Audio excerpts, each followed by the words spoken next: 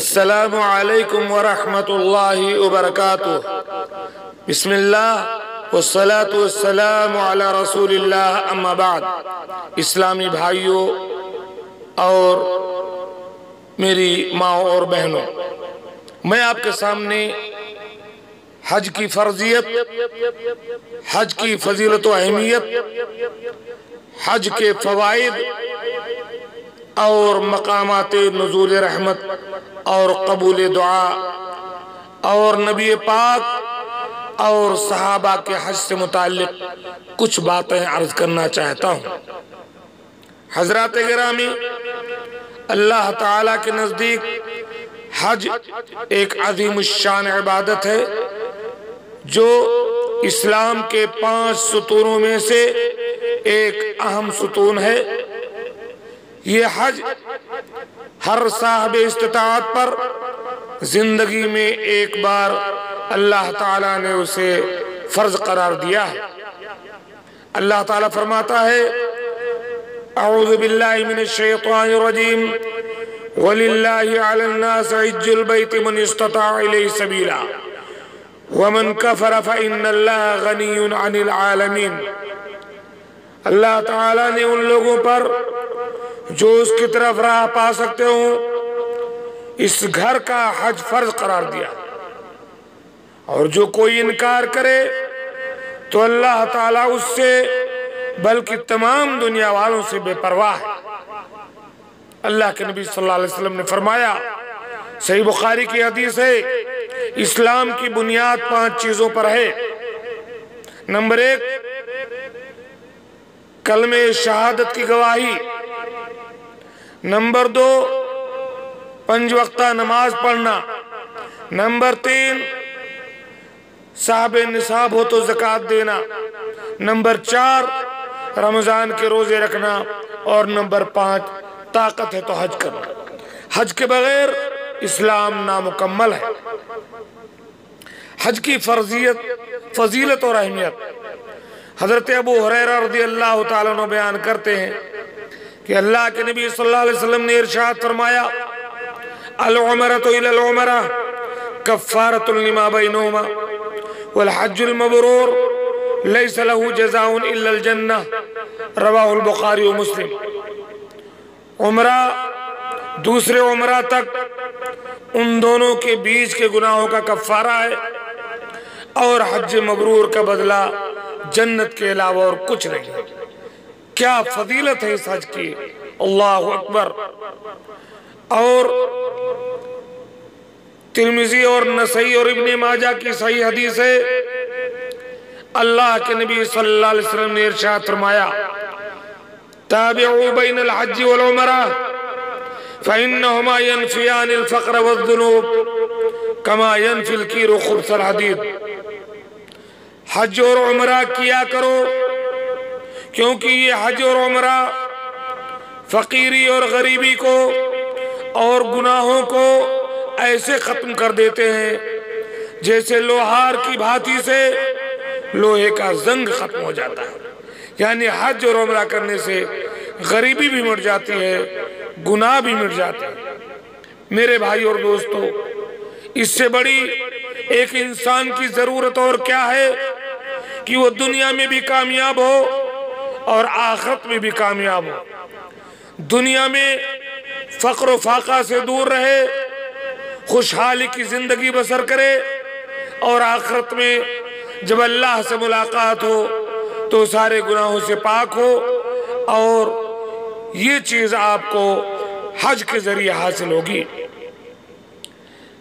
صحیح بخاری کی ایک حدیث ہے، اللہ کے نبی صلی اللہ علیہ وسلم نے فرمایا، من حج فلم یرفث ولم یفسق رجع کیوم ولدتہ امہ۔ اس حدیث میں بتلایا گیا کہ جو کوئی فحش کام کیے بغیر، فحش بات کرے بغیر، کوئی فسق و فجور کا کام کیے بغیر، شرائط و ارکان کے ساتھ حج ادا کرتا ہے تو وہ ایسے واپس ہوتا ہے حج سے جیسے اس نے اپنی ماں کے پیٹ سے جنم لیا ہو۔ اللہ اکبر، یہ مقام ہے حج کا۔ کہاں ہے وہ مسلمان جو طاقت رکھنے کے باوجود، پیسہ رکھنے کے باوجود، صحت و تندرستی کے باوجود دنیا داری میں گم ہے، ادھر ادھر کی تفریح کرتے ہیں، لیکن اللہ کے گھر کا حج نہیں کرتے اور اپنے اسلام کو مکمل نہیں کرتے۔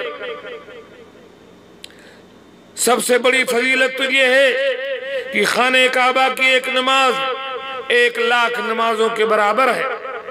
بالفاظ دیگر ایک نماز تقریباً 55.5 سال کی نماز کے برابر ہے میرے بھائی اور دوستو۔ اور اس پر مزید حج میں مقامات نزول رحمت، مقامات قبول دعا، کیا پوچھنا۔ دوران حج بندہ جن مقامات سے گزرتا ہے، میدان عرفات کا قیام، مزدلفہ میں رات گزارنا، کعبہ کا طواف، صفا اور مروہ کی سعی، جمرات پر کنکری، یہ سب اللہ کی رحمت کے نزول اور دعا کی قبولیت کے مقامات ہیں۔ سب سے اہم مقام عرفہ کا ہے۔ صحیح مسلم کی حدیث ہے، اللہ کے نبی صلی اللہ علیہ وسلم نے فرمایا، ما من یوم اکثر من ان یعتق اللہ عز وجل فیہا عبدا من النار من یوم عرفہ۔ سب سے زیادہ جس دن اللہ تبارک و تعالی اپنے بندے کو جہنم سے آزادی دیتا ہے، عرفہ کے دن سے بڑھ کر کوئی دن نہیں۔ وَإِنَّهُ لَيَدْنُو عز وجل، اللہ تعالی حاجی جب عرفات میں ہوتے ہیں اللہ قریب آتا ہے۔ ثم یباہی بہم الملائکہ، عرفات میں موجود ان حاجیوں پر اللہ تعالیٰ فرشتوں کے سامنے فخر کرتا ہے اور کہتا ہے، ما ارادہ ہؤلاء، یہ لوگ کیا چاہتے ہیں؟ ظاہر بات ہے یہ لوگ چاہتے ہیں اللہ کی قربت، یہ لوگ چاہتے ہیں جنت، یہ لوگ چاہتے ہیں گناہوں کی معافی، اور وہ سب اللہ انہیں عطا کرے گا۔ میرے بھائی اور دوستو، نبی پاک صلی اللہ علیہ وسلم نے حج کیا، صحابہ نے حج کیا، جبکہ ہمارے نبی کی اگلی پچھلی تمام لغزشیں معاف تھی۔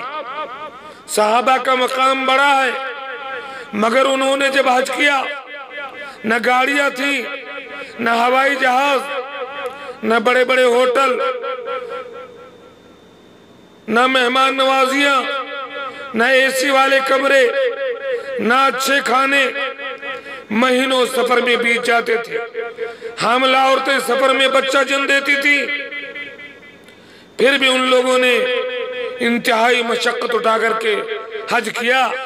آج ہمارے لوگ کہتے ہیں کہ ابھی ہم جوان ہیں، ابھی ہمیں بہت سارے گناہ کرنے ہیں، بڑے جھوٹ بولنے ہیں، بڑی مکاری کرنی ہے، یہ سب کر لینے کے بعد ہم بڑھاپے میں حج کر لیں گے۔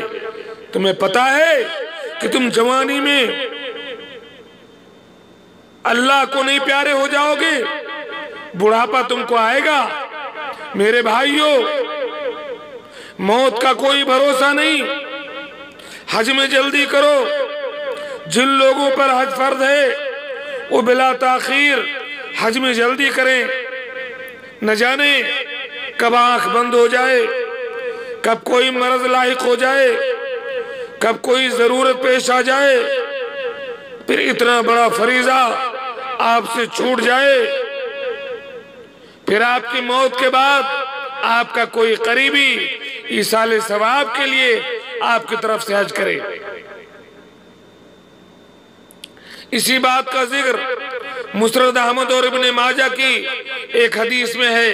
اللہ کے نبی صلی اللہ علیہ وسلم نے فرمایا، من اراد الحج فلیتعجل، جو حج کرنا چاہتا ہے جلدی کرے، فإنه قد يمرض المریض، کیونکہ ہو سکتا ہے کوئی بیمار ہو جائے، ہو سکتا ہے سواری نہ رہے اس کے پاس، ہو سکتا ہے کوئی ضرورت پیش آ جائے۔ اسی لیے حضرت عمر نے فرمایا، من کان ذا یسار، جو شخص طاقت رکھتا ہے، فمات ولم یحج، حج کیے بغیر مر گیا، فَلْيَمُتْ إِنْ شَاءَ يَهُودِيًا وَإِنْ شَاءَ نَصْرَانِيًا۔ وہ مسلمان تو نہیں، وہ یہودی ہو کر مرے چاہے نصرانی ہو کر مرے، یعنی وہ مسلمان نہیں رہ جاتا جو طاقت رکھنے کے باوجود حج نہیں کرتا۔ میرے بھائی اور دوستو، حج کے فضائل کو، حج کے مقامات کو پانے کے لیے ضروری ہے کہ حج کے لیے آپ کی نیت خالص ہو، آپ اللہ کو خوش کرنے کے لیے حج کریں، ریاکاری، دکھاوا اور مکاری نہ ہو۔ نمبر 2، آپ موحد ہوں، آپ کی زندگی میں شرک نہ ہو۔ نمبر 3، سنت کے مطابق، شریعت کے مطابق آپ حج کریں۔ چوتھی بات، حج کے مسائل کی جانکاری حاصل کر لیں۔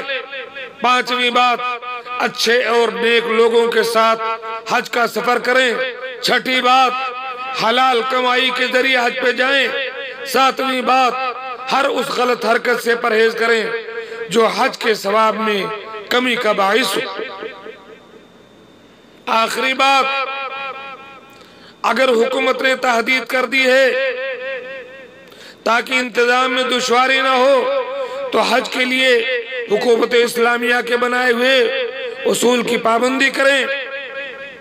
فی الحال اگر آپ کو موقع نہیں ملا، آپ کو منظوری نہیں ملی، آپ کو حج کی تصریح نہیں ملی، کوئی بات نہیں، آپ نے حج کی نیت کر لی تو چاہے آپ حج میں نہ جائیں، آپ کو گھر بیٹھے اللہ اجر دے گا۔ جیسا کہ بعض صحابہ کے بارے میں اللہ کے نبی صلی اللہ علیہ وسلم نے فرمایا، جب وہ کسی جنگ میں شریک نہ ہو پائے، حالانکہ ان کی نیت تھی لیکن وہ مجبور تھے، فرمایا ان بالمدینۃ رجالا ما قطعتم وادیا ولا سلکتم طریقا الا شرکوکم فی الاجر حبسہم الاجر۔ مدینہ میں کچھ لوگ ایسے ہیں جو شرعی مجبوری کی وجہ سے نہیں آ سکے، اس لیے تم جتنی وادی چلے ہو، جتنا راستہ تم طے کیے ہو، وہ تمہارے ساتھ اجر میں شامل ہے۔ اللہ تبارک و تعالیٰ سے دعا کرتا ہوں کہ اللہ تبارک و تعالیٰ تمام صاحب استطاعت مسلمانوں کو حج کی توفیق دے، اور تمام لوگ جو حج میں آئیں اللہ تعالیٰ ان کے حج کو قبولیت کا شرف بخشے، آمین۔ السلام علیکم ورحمۃ اللہ وبرکاتہ۔